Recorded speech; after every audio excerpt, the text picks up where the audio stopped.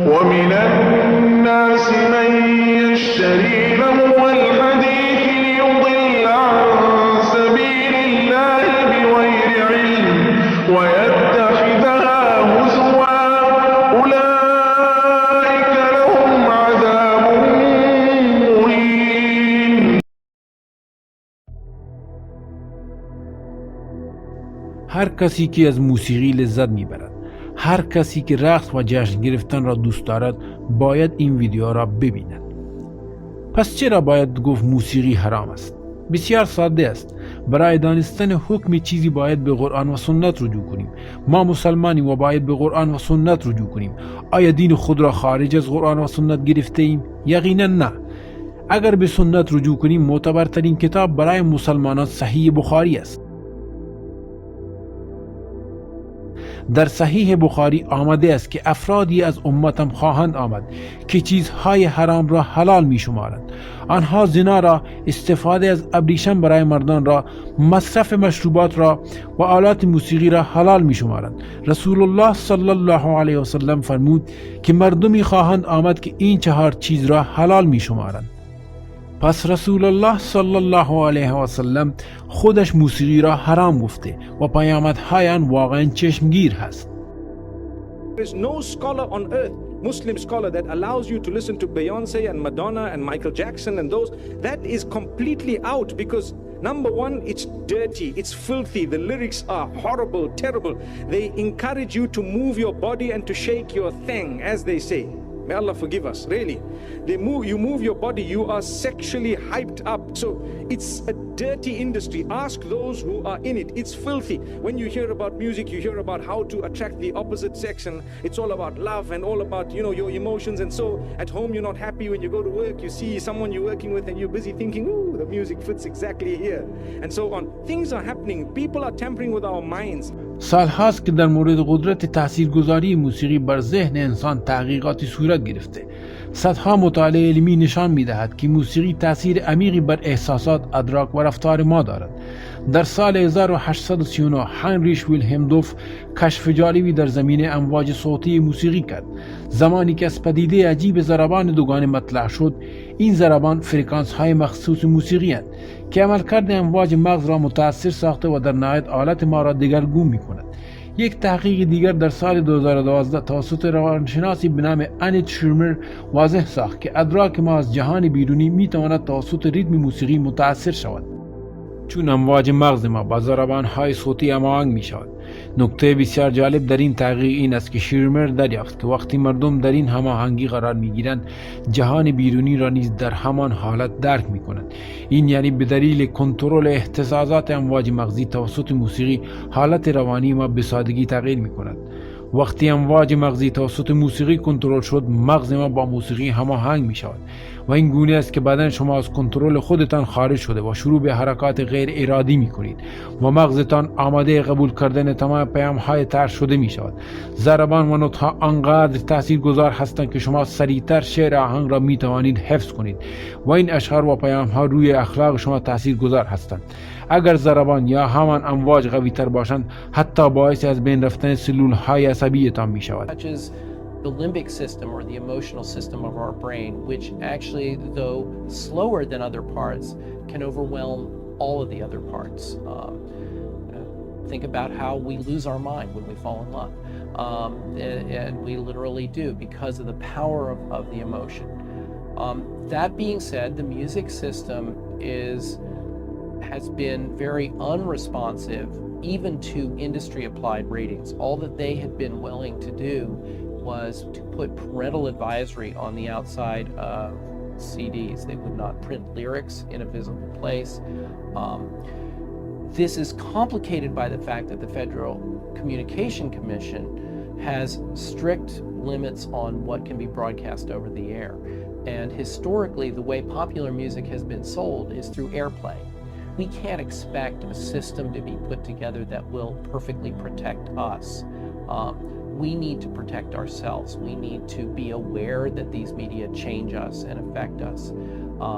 And we need to actively understand what they're doing, how they're doing, and make choices of whether we want that to be done to us. I think nowadays music is probably one of the easiest means to lose your moral sense. Music is audio pornography today. That's what it is. It's explicit, it's shameless, it's vulgar, it takes your sense of humanity away from you, it makes you look at women as objects, worse than animals. Just ask, and these people are talking about women like they're talking about, an animal, really. And when you constantly, listen to garbage like that, then you get deviated. And you don't find pleasure except in disobedience to Allah, and that's the sign of a sick heart. Oh yes, and music is a whole another area that employs these techniques. Popular music, all popular culture, movies, TV, music, they carry messages, and it's not just entertainment. Entertainment is not value-free. It has ideological content. It presents a worldview that influences the people who are watching or listening. So we've got this disconnect, thinking that entertainment is harmless when it's the most important delivery system of propaganda, because it influences people without their conscious awareness, and that's the ultimate in controlling people in society, is to do it without them being aware of it. حال شما حتی به اشعار هم نمیتوانید گوش دهید چون خیلی زشت و پلید و بیشرمانه هستند. فخرالدین رازی در تفسیر آیه خطاب به شیطان گفته تو کوشش میکنی که آنها را با صدای گمراه کنی. او میگوید با اشعار پلید که کودکانشان آن را میشنوند و حفظ میکنند آنها را گمراه میکنند. این در قرن 13 در تفسیر مفاتیح الغیب آمده است. اینها گامهای شیطان است. او مردم را به تدریج گمراه میکند. کودکان در آمریکا به طور متوسط 2.5 ساعت در روز موسیقی میشنوند. 1/3 تمام آهنگهای پاپ دارای پیامهای تشویقی مبتذل است. تعداد پیامهای مبتذل که به خورد نوجوانان داده می شود به 35 بار در ساعت می رسد. آنها روزانه 2.5 ساعت موسیقی می شنوند. در هر ساعت 35 پیام مبتذل، 84 بار در روز، 591 بار در هفته. در مورد الکل و مخدرات در این اشعار گفته می شود اینها گامهای شیطان هستند. 3700 بار در سال.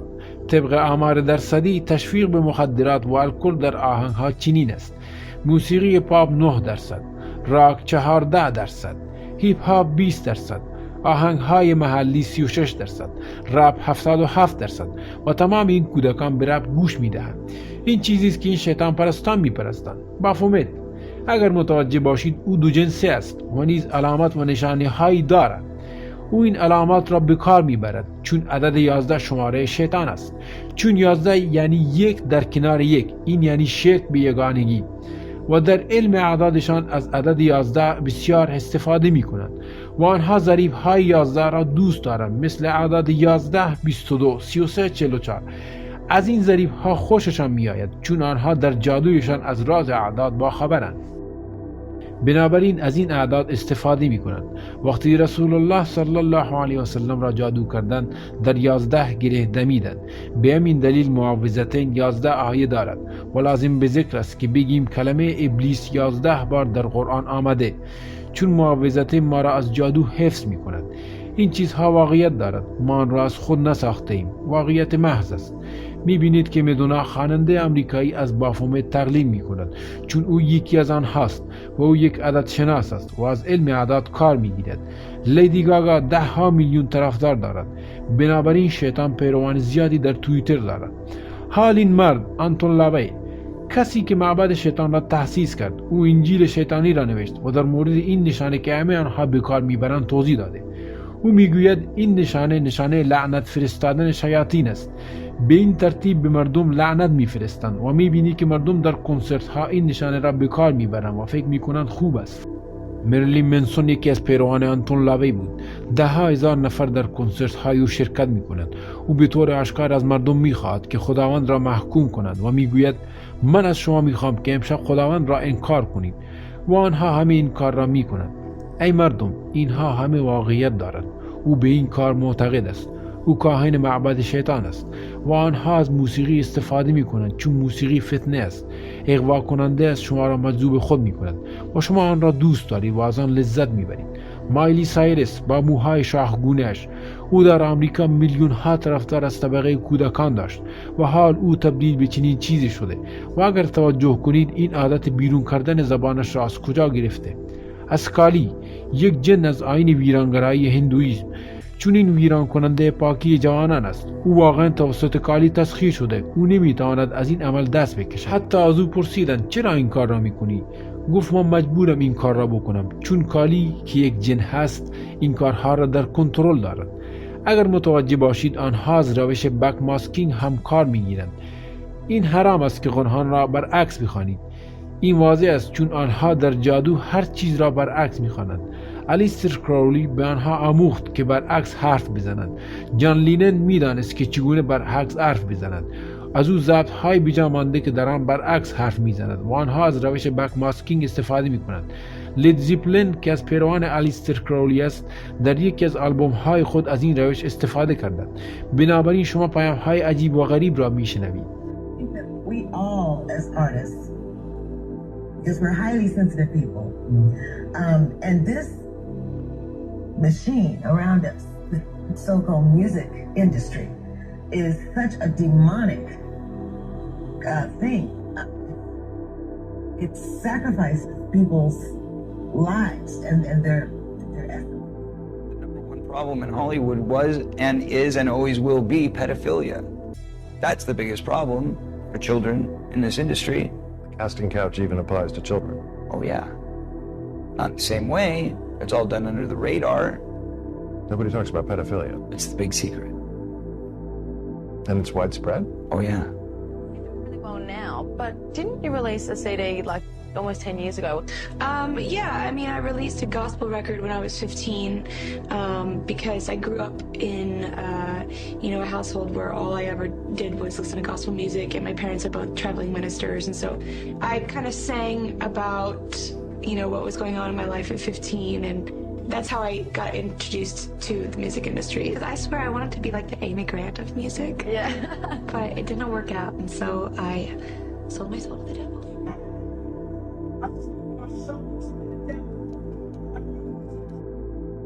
از آنجایی که موسیقی یکی از قوی‌ترین اسباب شیطان است، او از آن استفاده کرده تا پیام‌های خود را به اجتماع برساند و به واسطه آن قلب‌ها را فاسد سازد. و چون صنعت موسیقی در کنترل شیطان است، هر هنرمندی که بخواهد کسب شهرت کند باید با شیطان قراردادی را امضا کند. قراردادی که در آن بهای کسب شهرت و ثروت فروختن روح است. آنها حتی این را در آهنگ‌های خود بیان می‌کنند.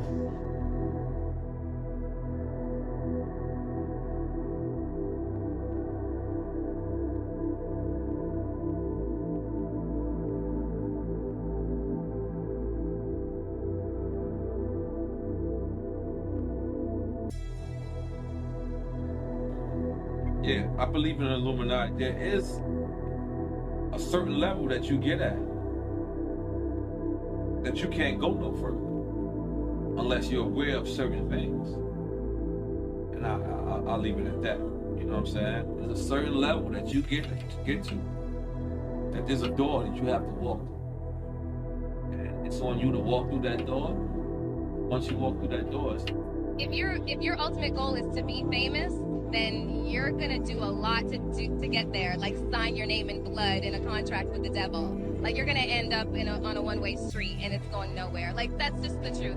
I've seen so many people like forsake their moral code and their value systems just for a little bit of fame, and it's not worth it at the end of the day. It's really not worth it. I swear to Lucifer. I swear to Lucifer. شما نمی توانید صنعت موسیقی را کنترل کنید، اما می توانید خود و کودکانتان را در کنترل داشته باشید. به جای موسیقی روح و ذهن خود را با قرآن تغذیه کنید.